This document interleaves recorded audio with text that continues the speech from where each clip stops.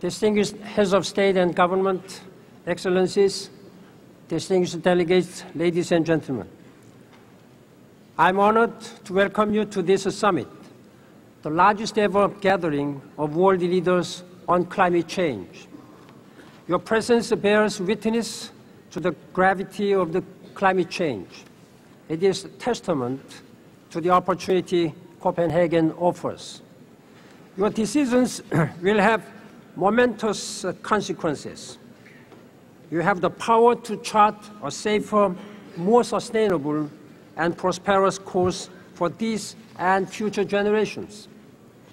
The power to reduce the emissions that are causing climate change, to help the most vulnerable adapt to changes that are already underway, to catalyze a new era of global green growth. Now is your moment to act. Excellencies, greenhouse gas emissions continue to rise. We will soon reach a critical threshold, consequences that we cannot reverse. The world's leading scientists warn that we have less than 10 years to avoid the worst-case scenarios projected by Intergovernmental Panel on Climate Change. Indeed, those worst-case scenarios are becoming ever more likely. We must halt the rise in global emissions. Earlier this month, I was in the Arctic. I was alarmed by the rapid pace of change.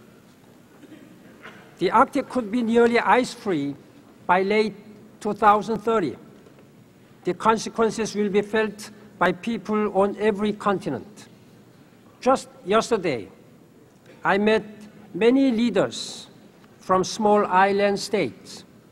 They were forceful and eloquent how climate change is rewriting their future.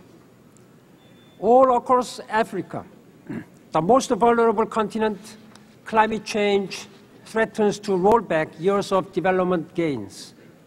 Climate change is the preeminent geopolitical and economic issue of the 21st century. It rewrites the global equation for development, peace, and prosperity. It will increase pressure on water, food, and land, reverse years of development gains, exacerbate poverty, destabilize fragile states, and topple governments. Some say tackling climate change is too expensive. They are wrong. The opposite is true. We will pay an unacceptable price if we do not act now. Distinguished heads of state and government, excellencies, the climate negotiations are proceeding too slow. The world's glaciers are now melting faster than human progress to protect them and us. There are now only 15 negotiating days left until Copenhagen.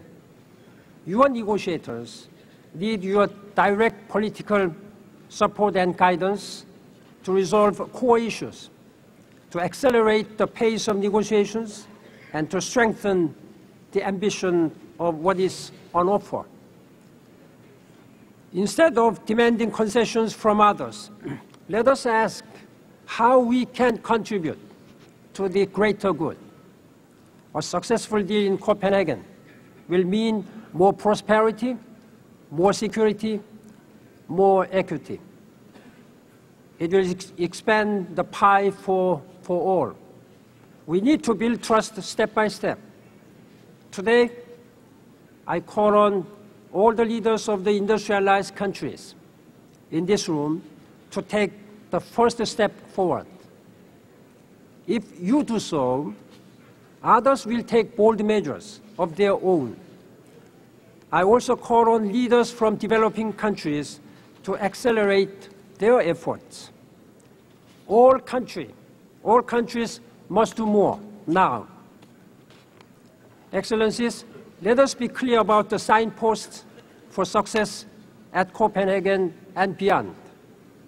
The first, a successful deal must involve all countries working toward a common long-term goal to limit global temperature rise to a safe level consistent with the science. It will include ambitious emission reduction targets from industrialized countries by 2020. It will include actions by developing countries to limit the growth of their emissions while they grow sustainably. They will need substantial financial and technological support to achieve this. It will also address all major sources of greenhouse gases, including deforestation and emissions from shipping and aviation. Second, a successful deal must strengthen the world's ability to cope with inevitable changes. In particular, it must provide comprehensive support to the most vulnerable. They have contributed least to this crisis and are suffering first and worst. Adaptation is a moral obligation. It is a political imperative. It is a smart investment in a more secure future. It must be given equal priority in the negotiations, though not at the expense of mitigation. Third, a deal needs to be backed by money and means to deliver it. Without proper financing, the solutions we discuss are empty. A deal must make available the full range of public and private resources so developing countries can pursue low emissions growth as well as adapt. It must provide the framework that will unlock private investment, including through the carbon markets. Fourth, a successful deal must include an equitable global governance structure that addresses the needs of developing countries. Excellencies, ladies and gentlemen, the true test of leadership is to take the long view.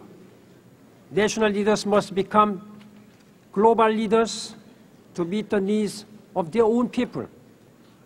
Copenhagen offers a new path. It can catalyze the global economy based on low emissions growth that can strengthen sustainable development and lift billions out of poverty. Success in Copenhagen will have positive ripple effects for global cooperation on trade, energy, security, and health. Failure to reach broad agreement in Copenhagen would be morally inexcusable, economically short-sighted, and politically unwise. We cannot go down this road. If we have learned anything from the crisis of the past year, it is that our fates are intertwined. Climate change links us more directly and dramatically than any other issue. Now is the moment to act in common cause. History may not offer us a better chance. Distinguished leaders of the world, Excellencies, ladies and gentlemen, I urge you to seal a deal in Copenhagen in December this year, an equitable, scientifically robust deal that strengthens sustainable development and powers green growth for every country. The science demands it, the world economy needs it. The fate of future generations and the hopes and livelihoods of billions today rest literally with you. I count on your leadership and strong commitment. Thank you very much.